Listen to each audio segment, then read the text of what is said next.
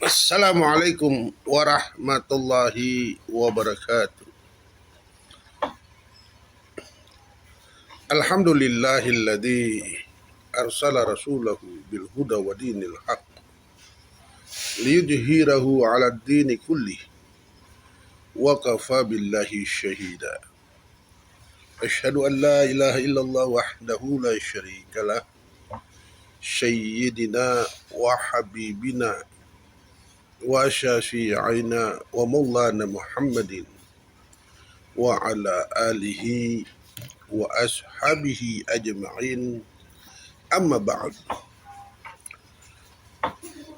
Alhamdulillah, segala puji serta syukur patut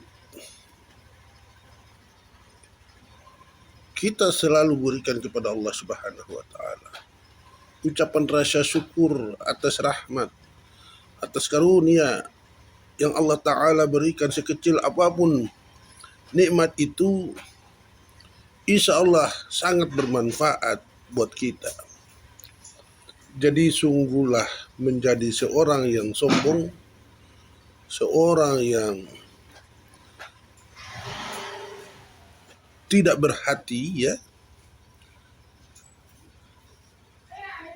seperti juga batu, ya, manusia itu kalau tidak punya hati, ya, tidak punya rasa terima kasih, ya, diibaratkan seperti benda mati, tidak punya rasa syukur kepada Allah Subhanahu wa taala. Kepada orang tua atau rekan, teman, tetangga, siapapun yang berbaik hati dengan kita, tentu kita berterima kasih, tentu kita ucapkan rasa syukur kita. Apalagi kepada Allah Subhanahu wa taala. Allah yang telah memberikan napas, ya, untuk kehidupan kita. Allah Subhanahu wa taala yang telah memberikan segala macam yang ada di muka bumi ini untuk dinikmati oleh kita. Jadi masa kita tidak bisa bersyukur? La in syakartum la azidannakum wa la in kafartum inna adzabil lasyadid. Marilah kita pandai-pandai bersyukur. Insya Allah dengan pandainya bersyukur maka Allah akan limpahkan rahmat kepada kita.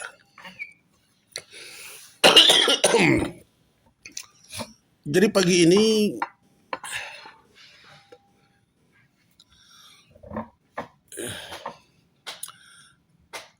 sebelum beraktivitas, ya, ini kebetulan masih di rumah sambil kita minum kopi, ya, bismillah. Dan kita menghisap. Wah, mati lagi. Salawat dan salam senantiasa juga tercurahkan kepada baginda Rasulullah Sallallahu Alaihi Wasallam. Banyak bersalawat supaya kita bukan saja setelah dijamin, ya, memang pada dasarnya Rasulullah telah menjaminkan umatnya masuk ke surga. Tapi kita amankan posisi kita, ya. Katakanlah seperti itu, mengamankan posisi kita dengan memperbanyak salawat kepada baginda Rasulullah Sallallahu Alaihi Wasallam supaya kita mendapat syafaatnya. Lalu kita berada di sampingnya. Sallallahu ala Muhammad, sallallahu alaihi wasallam, sallallahu ala Muhammad, sallallahu alaihi wasallam. Sehari minimal 10 kali aja, ya. Sembari bakar rokok dulu, ya, sebentar.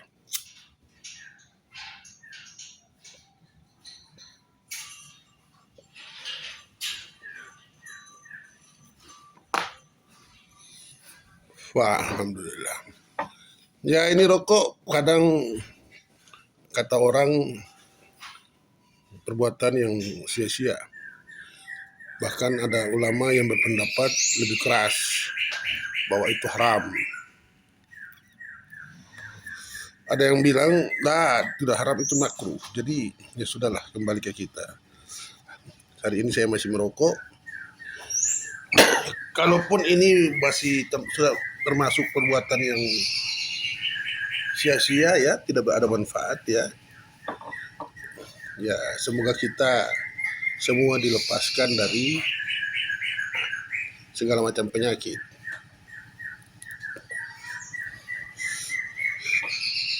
Oke, kita kembali. Saya di pagi hari yang luar biasa indah ini ya, dengan cuaca yang baik di Bogor ini, ada matahari, anak-anak beraktivitas sekolah sudah pada keluar itu ya. Saya masih di rumah. Dari sini saya mau mengajak untuk diri saya dan saudara semua untuk senantiasa kita saling berbaik hati satu dengan lain. Kita jaga silaturahmi kita jaga ukhuwah Islamiyah kita jaga persaudaraan kita jaga persaudaraan seagama, persaudaraan sebangsa, persaudaraan sekampung, persaudaraan se-RT, persaudaraan se-RW, ya, persaudaraan sekecamatan, sekelurahan, itu kan, ya kita jaga. Karena kita semua saudara, ngapain kita saling bermusuhan? Kenapa? Ngapain kita saling menghujat? Untuk kepentingan yang tidak jelas. Persoalan itu hanya diawali oleh kesalahpahaman. Kesalahpaham itu bisa terjadi karena interaksi yang tidak seimbang, komunikasi yang tidak seimbang ya, karena di latar belakang ini dengan berbagai macam faktor persoalan. Yang satu mungkin punya tingkat stresnya rendah, yang satunya tingkat stresnya tinggi. Jadi saat dia berkomunikasi itu di latar belakangnya dengan tingkat emosi yang berbeda juga, sehingga sensitif jika ada candaan yang mengisi obrolan atau interaksi itu, maka itu sangat berpotensi untuk terjadi kesalahpahaman. Itu sama karena kecenderungan manusia berinteraksi ya, sosialisasi manusia ini, kalau intensnya berkomunikasi, intensnya berinteraksi, maka di situ juga potensi konflik terjadi, potensi kesalahpahaman itu terjadi. Nantinya orang yang jarang bersilaturahmi atau orang yang jarang bertemu satu dengan lainnya, itu konfliknya itu juga rendah.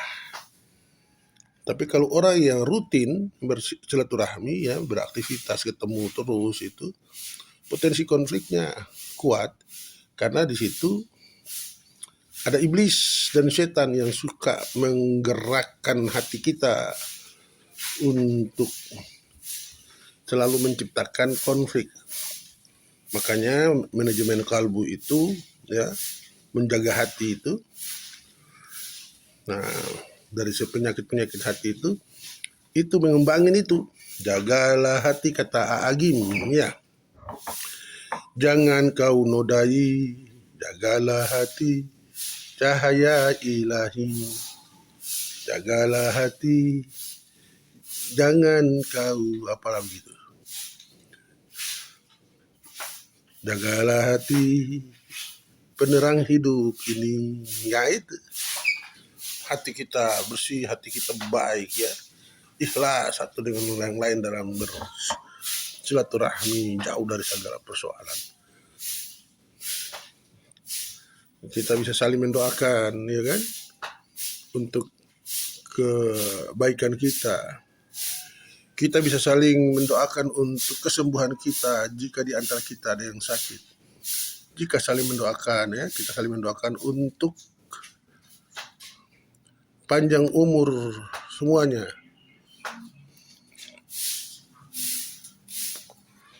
Tapi kalau kita berkonflik, kita terjadi kesalahpahaman di antara kita dan tidak ada tegur sapa satu dengan lain, maka boro-boro bisa saling mendoakan. Ada juga, ya, kata orang kita sehari-hari itu saling sumpahin. Begitu. Ruginya kita,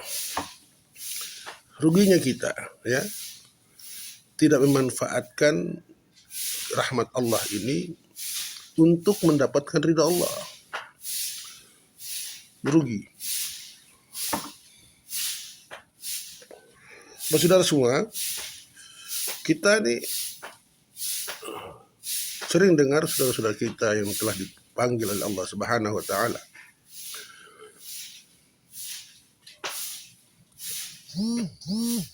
Tentu kita yang ditinggalkan ini pasti ada sedihnya. Tapi bukan di situ poin yang akan saya sampaikan. Dengan meninggalnya atau mendengar kabar tentang meninggalnya ikhwan kita, kerabat kita, ya, maka apa yang ada seharusnya dalam pikiran kita? Tentu selain kita mengucapkan inna lillahi wa inna ilaihi raji'un, ya, karena kullu nafsin ja'iqatul maut,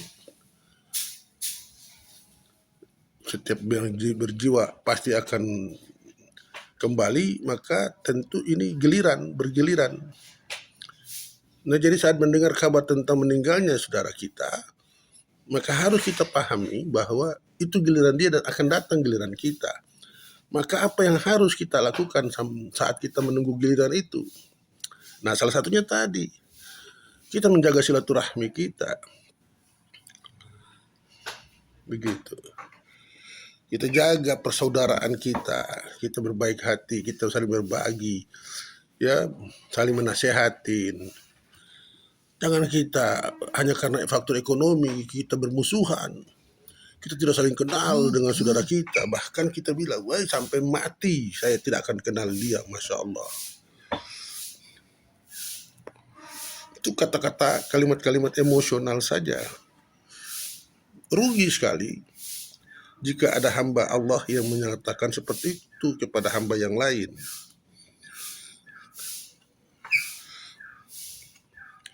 Rugi. Ayo kita sambil ngopi, ya.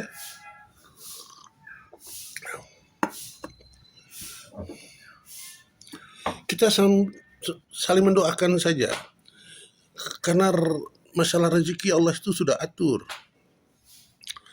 Ya, kita hidup ini hanya dua, mendapatkan rahmat dan ujian. Kadang rahmat itu berubah jadi ujian. Kadang kita diuji dengan dikasih rahmat itu.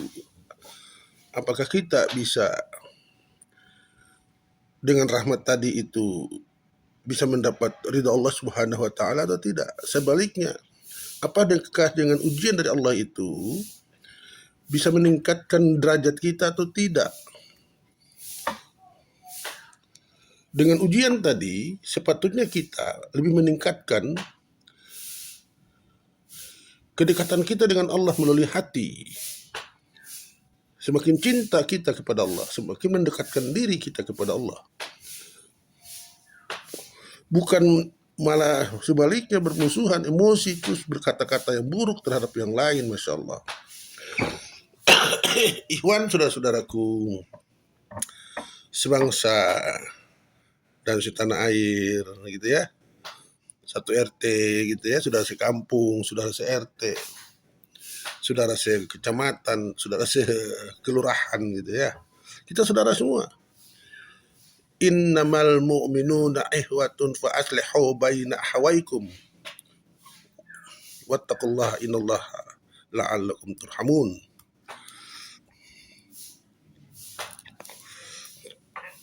Setiap insan itu bersaudara.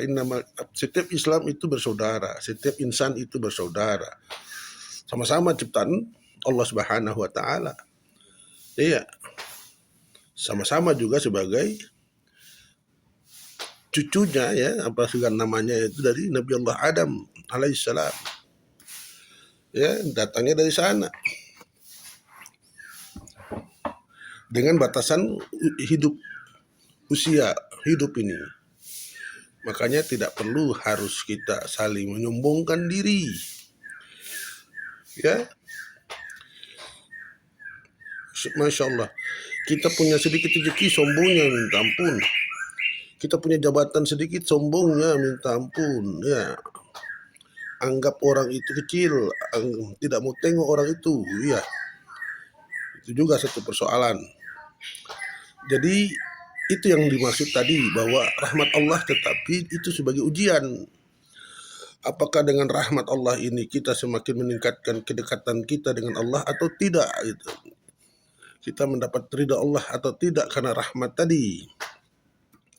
Nah, itulah pertanyaan dalam diri kita. Kita sendiri yang menjawabnya. Kita bertanya kepada diri kita dan kita menjawabnya. Apakah rahmat Allah ini sudah menjadi jembatan, ya, untuk kita lebih mendekatkan diri kepada Allah Subhanahu wa taala atau tidak? Begitu juga dengan ujian. Jika Allah memberikan ujian atau teguran, maka kita bisa mengintrospeksi diri kita, lalu kita lebih mendekatkan diri kepada Allah Subhanahu wa taala. Itu. Jadi kesimpulan hidup kita ini dua tuh. Mengejar ridha Allah Subhanahu wa taala dan syafaat Nabi Allah Muhammad sallallahu alaihi wasallam. Bagaimana caranya? Wal takum minkum ummatun yad'una ilal khair wa ya'muruna bil ma'ruf wa yanhauna 'anil munkar wa ulaika humul muflihun. Ya, menjalankan perintahnya dan menjauhi larangannya. Bagaimana itu? Untuk mendapatkan ridha Allah tadi, menjalankan perintahnya dan menjauhi larangannya. Nah, kuntum ukhrijat lin-nasi ta'muruna bil ma'ruf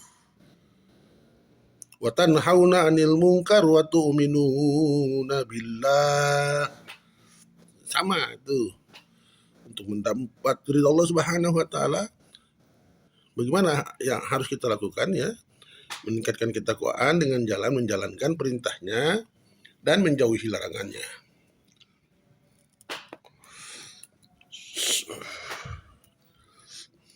Tadi di awalnya saya ajak untuk kita banyak bersalawat, ya, untuk mendapat syafaat Rasulullah Shallallahu Alaihi Wasallam itu.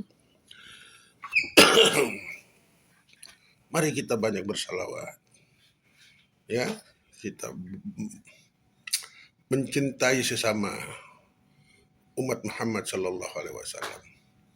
Diawalinya dari mana? Diawali dari dalam rumah, saling mencintai itu. Suami istri, ya, bapak ibu, ya, anak ini, ya, saudara kandung, ya, anak dengan orang tua. Diawali dari situ. Di dalamnya keluarga itu ada ipar, saling mencintai, saling sayang menyayangi, saling menghormati. Jangan saling bermusuhan, ya. Ipar dengan ipar berantem. Terus anak mantu tuh dengan memantu berantem. Nah, itu kebiasaan-kebiasaan di masyarakat yang sering kita temui dan itu menjadi satu kebiasaan, sudah menjadi satu kebudayaan katanya itu. Satu ketika saya tegur, kenapa berantem lu? Dengan udah biasa. Berantem udah biasa katanya. Sungguh disayangkan pernyataan-pernyataan seperti itu muncul.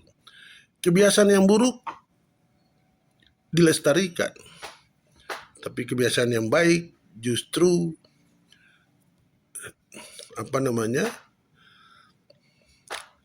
secara pelan-pelan dihilangkan, ya.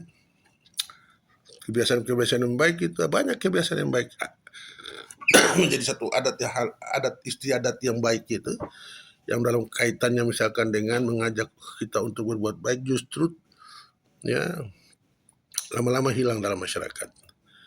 Masya Allah. Makanya peran daripada para tokoh agama ya untuk mengingatkan, ya, menasihatin, ya, mengajak untuk berbuat baik itu, semata-mata untuk semuanya bisa mengejar ridha Allah Subhanahu wa taala dan syafaat Nabi Allah Muhammad sallallahu alaihi wasallam.